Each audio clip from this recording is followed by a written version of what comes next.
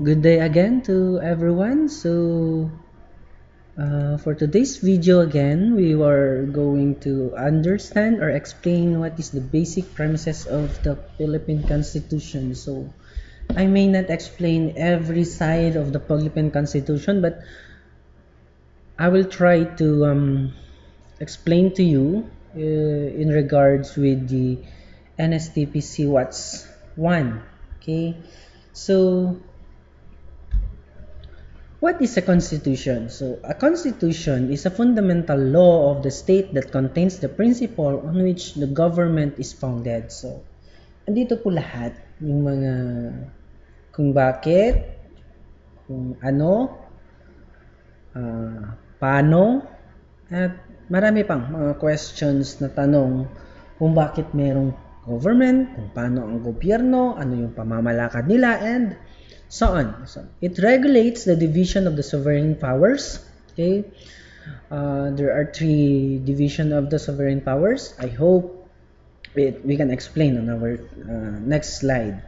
Okay, so it directs to what persons each of this power is to be entrusted and the manner of its exercise. So that's the Constitution.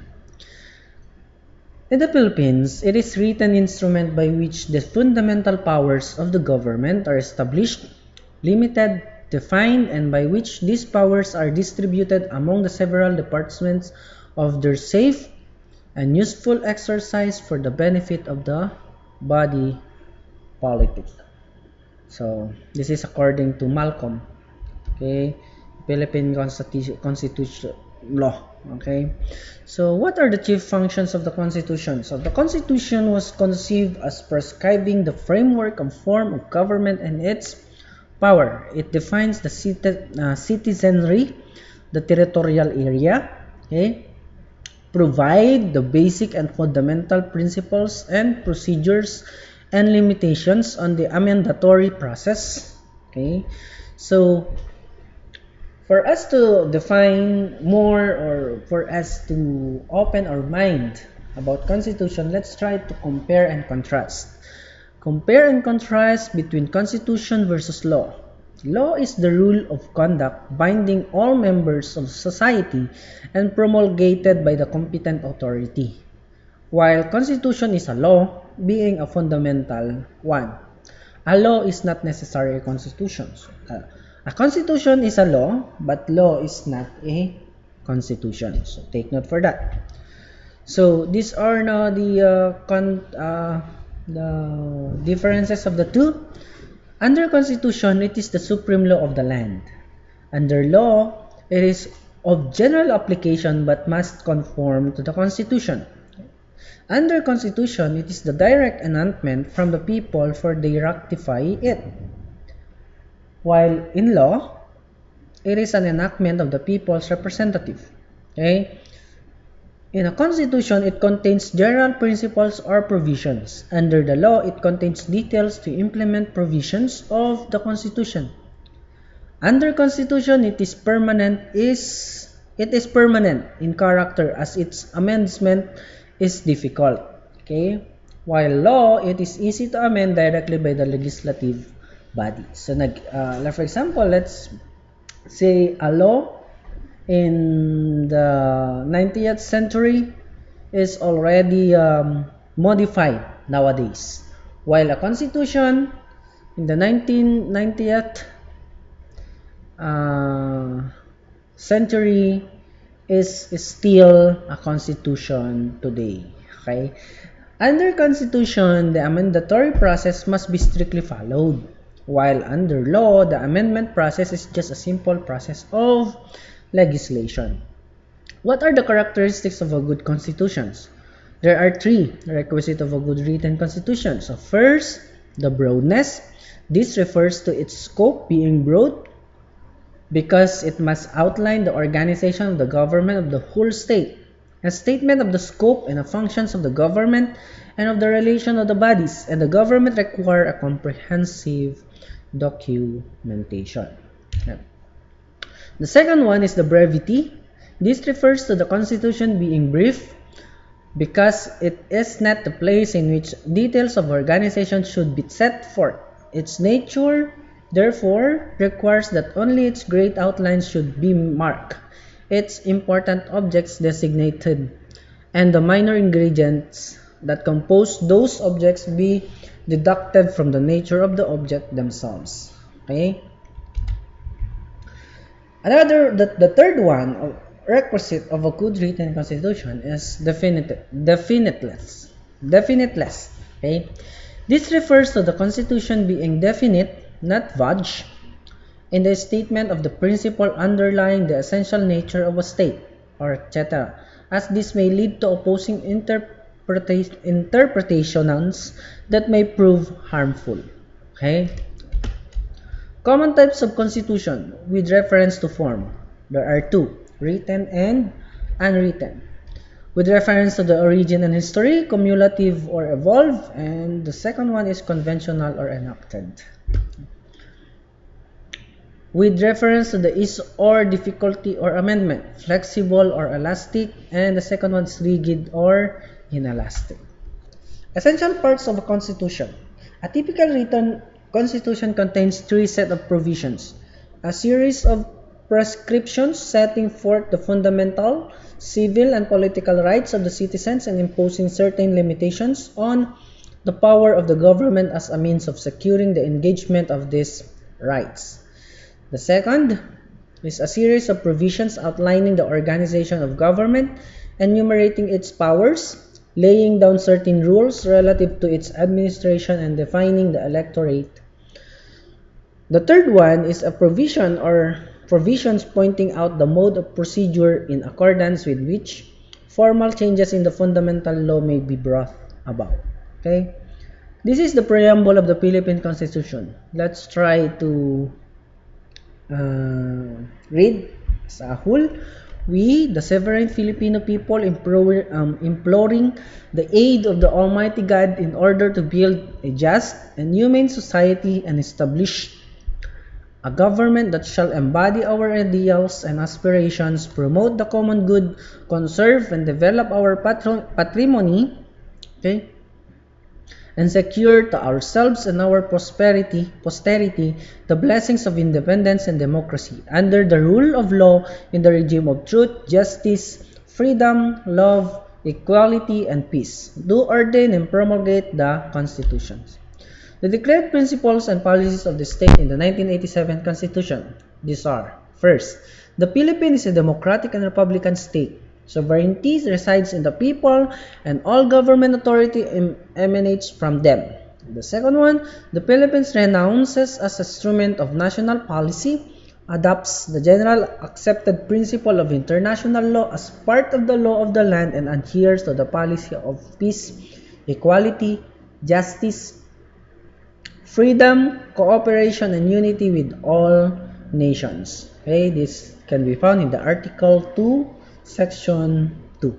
Civilian authority is at times supreme over the military. The armed forces of the Philippines is the protector of the people and the state. Its goal is to secure the sovereignty of the state and integrity of the national territory. Article 2, Section 3. The fourth one is the prime duty of the government is to serve and protect the people. Government may call upon the people to defend the state, and in the fulfillment thereof, all citizens may be required under conditions provided by law to render personal, military, or civil service. So, the separation of the church and the state shall be inviolable. So, the church is very important in the Philippines. The state shall pursue an independent foreign policy in its relations with other states. The paramount consideration shall be national sovereignty, territorial integrity, national interest, and self-determination. The Philippines, consistent with national interest, adopts and pursues a policy of freedom from nuclear weapons in its territory. The eighth one, the state shall promote a fast and dynamic social order that will ensure the prosperity and independence of the nation and free the people from poverty through the policies that provide adequate social services, promote full employment, a rising standard of living, and an improved quality of life. The state values the dignity of every human person, and guarantees full respect for human rights. The 10th one, the state recognizes the sanctity of the family life and shall protect and strengthen the family as a basic autonomous social institution. The most common one, the smallest group, is the family. Okay?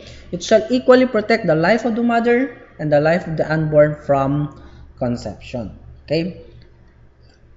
The state recognizes the vital role of the youth in nation building and shall promote and protect their physical, moral, spiritual, intellectual, and social well-being. It shall inculcate in the youth patriotism and nationalism and encourage their involvement in public and civil affairs.